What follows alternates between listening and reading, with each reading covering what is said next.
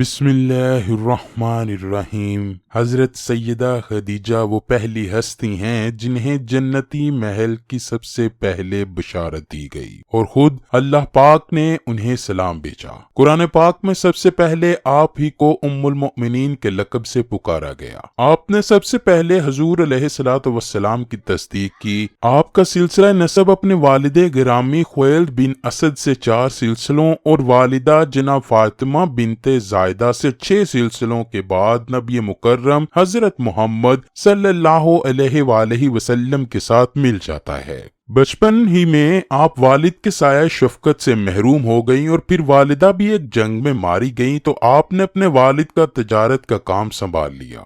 Be B C کی ایک دستاویزی فلم میں مورخ بیٹنی ہیوز کا کہنا تھا کہ انہیں خود اپنے طور پر دنیا میں آگے بڑھنا آتا تھا۔ حقیقت میں حضرت خدیجہ کی کاروباری ذہانت نے ہی انہیں اس راستے پر ڈالا جس نے آگے چل کر دنیا کی تاریخ بدل ڈالی۔ حضرت محمد صلی اللہ علیہ وآلہ وسلم سے نکاح سے پہلے حضرت خدیجہ کا شمار مکہ کے چند بڑے تاجروں میں ہوتا تھا کیونکہ آپ کے پاس تجارت کے لیے 80,000 اونٹوں کی کثیر تعداد موجود تھی۔ انہی اونٹوں پر حضرت خدیجہ کا سامان شام، مصر، یمن کے علاوہ دیگر ملکوں میں بھی جاتا تھا جس سے آپ کو بہت نفع ہوتا تھا۔ آپ کے کردار کے بارے میں مکہ والے قسمیں کھایا کرتے تھے اور آپ کو طاہرہ کے لقب سے پکارا جاتا تھا۔ پھر انہیں ایک ایسے شخص کے متعلق معلوم ہوا جن کے بارے میں لوگوں کا کہنا تھا کہ وہ بہت ایماندار اور محنتی ہے۔ آپ نے انہیں پیغام بھیجا کہ میرے تجارتی قافلے کی سربراہی کریں۔ چنانچہ حضور اکرم صلی اللہ علیہ وآلہ وسلم مان گئے۔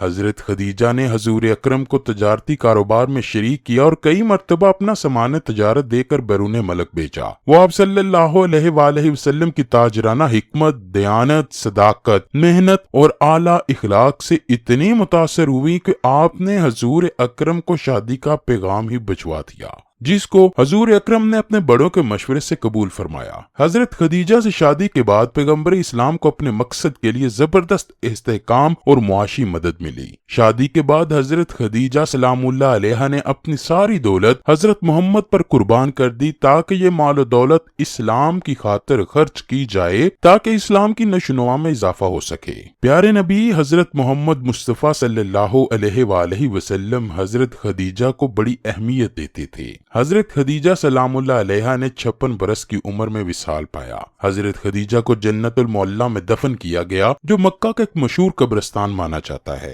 حضرت ابو ہریرہ سے مروی ہے کہ ایک بار حضرت جبرائیل علیہ السلام نے حضرت محمد کی بارگاہ میں حاضر ہوئے اور یوں عرض کی کہ اے اللہ کے نبی، خدیجہ آپ کے پاس ایک برتن لے کر آ رہی ہیں جس میں سالن اور کھانے پینے کے لیے کچھ چیزیں ہیں، ان کو میرا اور اللہ کا سلام پیش کیجیے اور حضرت خدیجہ کو یہ خوشخبری سنا دیجیے کہ اللہ نے ان کے لیے جنت میں موتیوں کا اعلیٰ محل تیار کر رکھا ہے جس میں بہت زیادہ سکون ہوگا۔ حضرت سیدنا مولا علی سے مروی ہے کہ جس طرح اپنے زمانے کی بہترین خاتون حضرت مریم ہیں، اسی طرح حضرت خدیجہ بھی اپنے زمانے کی بہترین خاتون ہے۔ ناظرین گرامی، یہ حدیث متفقہ علیہ ہے۔ حضرت عبداللہ بن عباس سے مروی ہے کہ ایک بار ہم سب حضرت محمد کے پاس موجود تھے۔ رسول اللہ نے زمین پر 4 خطوط کھینچے اور ہم سے دریافت کرنے لگے، کیا تمہیں معلوم ہے کہ یہ کیا ہے؟ صحابہ نے عرض کی، اے اللہ کے نبی، یہ تو آپ اور اللہ ہی بہتر جانتے ہیں۔ رسول اللہ نے فرمایا، یہ جنت کی بہترین عورتیں ہیں جو کہ خدیجہ، فاطمہ بنت محمد، آسیہ بنت مزاحم اور مریم بن عمران ہیں۔ حضرت خدیجہ سلام اللہ علیہ حضرت محمد کی پہلی بیوی تھی۔ ان کا وصال رمضان المبارک کی 10 تاریخ کو ہوا۔ رسول اللہ کو حضرت خدیجہ کے ساتھ بہت زیادہ پیار تھا، جس کا اندازہ اس بات سے لگایا جا سکتا ہے کہ رسول کریم نے حضرت خدیجہ کی حیات میں دوسرا نکاح نہ کیا۔ حضرت عائشہ بیان کرتی ہیں کہ حضور نبی کریم جب کبھی بھی حضرت خدیجہ کا ذکر فرمایا کرتے تو ان کی خوب تعریف فرماتے۔ آپ فرماتی ہیں، ایک دن میں غصے میں آ گئی اور میں نے کہا، آپ سرخ رخساروں والی کا تذکرہ بہت زیادہ کرتے ہیں، حالانکہ اللہ تبارک و تعالیٰ نے اس سے بہتر عورتیں اس کے نعم البدل کے طور پر آپ کو عطا فرمائی ہیں۔ تو رسول اللہ نے فرمایا، اللہ نے مجھے اس سے بہتر بدل عطا نہیں فرمایا، وہ تو ایسی خاتون تھی جو مجھ پر اس وقت ایمان لائی جب لوگ میرا انکار کر رہے تھے۔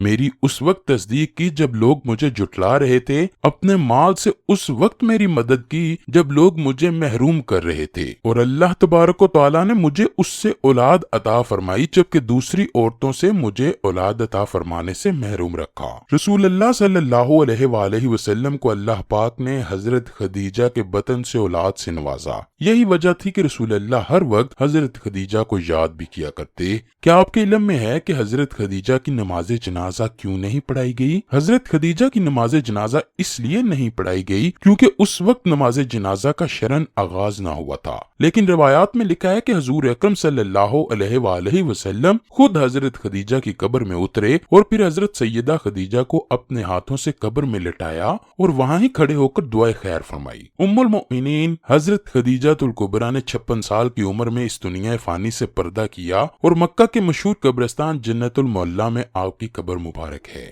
بخاری کی حدیث نمبر 1399 الرقم 3607 میں روایت ہے کہ اپنی پیاری زوجہ حضرت خدیجہ کا وصال کے بعد جب بھی حضور اکرم کبھی بکری ذبح کرتے تو اس کا گوشت حضرت خدیجہ کی ملنے والی عورتوں کے گھر ضرور بیچا کرتے۔ جب کوئی رسول اللہ سے پوچھتا کہ آپ کی اب اور بھی ازواج ہیں تو حضور اکرم جواب فرمایا کرتے، خدیجہ کی محبت مجھے عطا کی گئی ہے۔ ناظرین گرامی، جس سال حضرت خدیجہ نے وفات پائی اسی سال حضور کے پیارے چچا حضرت ابو طالب بھی وفات پا گئے، جس وجہ سے رسول کریم نے اس سال کو عام الحزن یعنی غم کے سال کا نام دیا۔ حضرت خدیجہ اور حضرت ابو طالب کی وفات ہجرت اور نماز فرض ہونے سے پہلے 1 سال ہی ہو گئی تھی۔